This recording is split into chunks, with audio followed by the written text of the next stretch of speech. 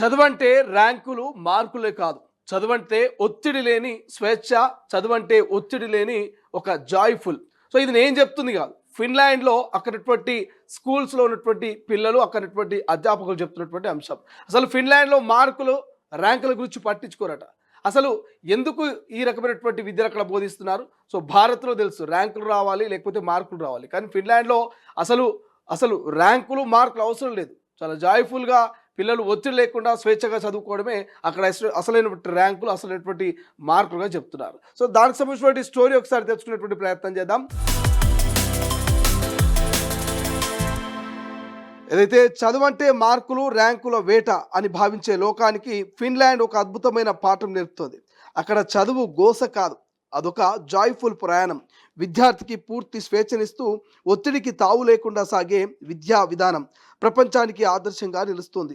9 నెలల పసి ప్రాయం నుంచే విద్యా వ్యవస్థలో భాగస్వామ్యం కల్పించడం నుంచి 5వ తరగతి లోపు వందల పుస్తకాలు చదివించడం వరకు ప్రతి అంశం ఆశ్చర్యంగా ఉంటుంది. ఇటీవల తెలంగాణ నుంచి విద్యాశాఖ సెక్రటరీ యోగితా రాణా నుంచి డైరెక్టర్ రమేష్ నేతృత్వంలోని 40 మంది టీం ఫిన్లాండ్లో పర్యటించి అక్కడి విద్యా విషయాలను తెలుసుకున్నారు. వాటిని తొలి విడతలో మన రాష్ట్రంలోని 28 పాఠశాలలో వచ్చే ఏడాది నుంచి ప్రారంభించాలని నిర్ణయించారు. అన్ని సబ్జెక్టులకు 2 టీచర్లట. ఫిన్లాండ్లోని ప్రతి తరగతికి ఒక రెగ్యులర్ టీచర్తో పాటు అదనంగా ఒక సపోర్ట్ టీచర్ ఉంటారు. క్లాస్లోని విద్యార్థులందరికీ అన్ని సబ్జెక్టులను వీరే బోధిస్తారు. పిల్లలకు ఆసక్తిగా ఉన్నప్పుడు పాఠాలు చెబుతారు. విద్యార్థులు ఎప్పుడైనా తరగతి గదిలో నుంచి బయటికి వెళ్ళొచ్చు. అంతటి స్వేచ్ఛ వారికి ఉంటుంది. 6వ తరగతికి రాగానే ప్రతి విద్యార్థికి ప్రభుత్వమే ల్యాప్టాప్ అందిస్తుంది. తద్వారా క్లాస్ టీచర్ చెప్పే పాఠాంశాల్లోని అంశాలను వెనువెంటనే మరింత సమాచారంతో తెలుసుకునే అవకాశం ఉంటుంది. ఇక టీచర్ల విషయంలో ఫిన్లాండ్ నిబంధనలు చాలా కఠినంగా ఉంటాయి. టీచర్లకు ఏడాదికి 190 పని దినాలుంటే స్టూడెంట్లకు 180 రోజులే ఉంటాయి. టీచర్లకు సిక్ లీవ్లు 5 మాత్రమే ఇస్తారు. మిగతా సెలవులు ఉండవు.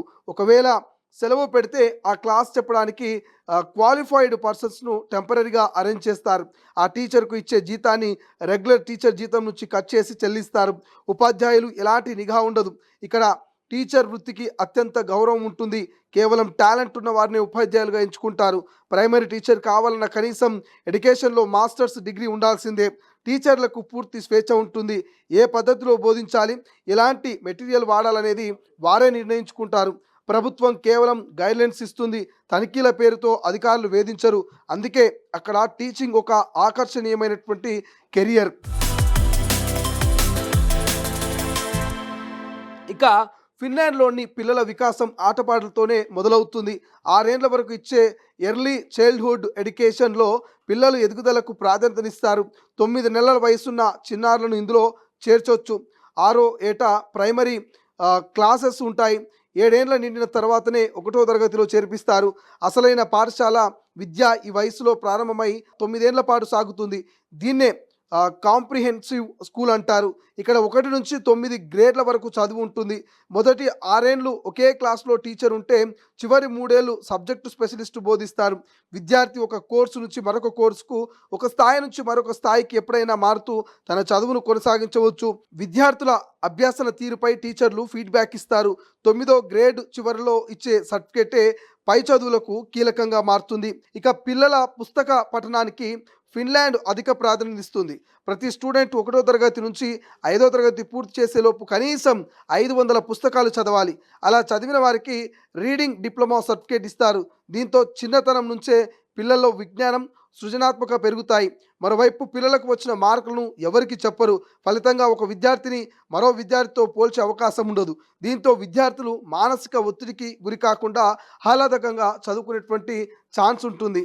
సో ఇది మొత్తం మీద ఫిన్లాండ్లో ఒక విద్యా వ్యవస్థకు సంబంధించి మనం పూర్తి డీటెయిల్స్ తెలుసుకున్నాం. అక్కడ చాలా ఒత్తిడి లేకుండా చాలా ప్రశాంతమైనటువంటి వాతావరణంలో పిల్లలకు చదువు చెప్పడం, అక్కడటువంటి ఉపాధ్యాయులను కూడా అదే రకమైనటువంటి స్వేచ్ఛతో అక్కడ బోధించేటువంటి అవకాశాన్ని అక్కడ ఫిన్లాండ్ ప్రభుత్వం ఏర్పాటు చేయడంతో చాలా అద్భుతమైనటువంటి ఫలితాలు వస్తున్నట్టుగా తెలుస్తోంది. సో చూద్దాం మరి ఆ ఫిన్లాండ్ విద్యా వ్యవస్థని తెలంగాణ ప్రభుత్వం ఎంతవరకు ఇంప్లిమెంట్ చేస్తుంది, ఎంతవరకు ఎగ్జాంపుల్గా తీసుకుంటుంది అనేది.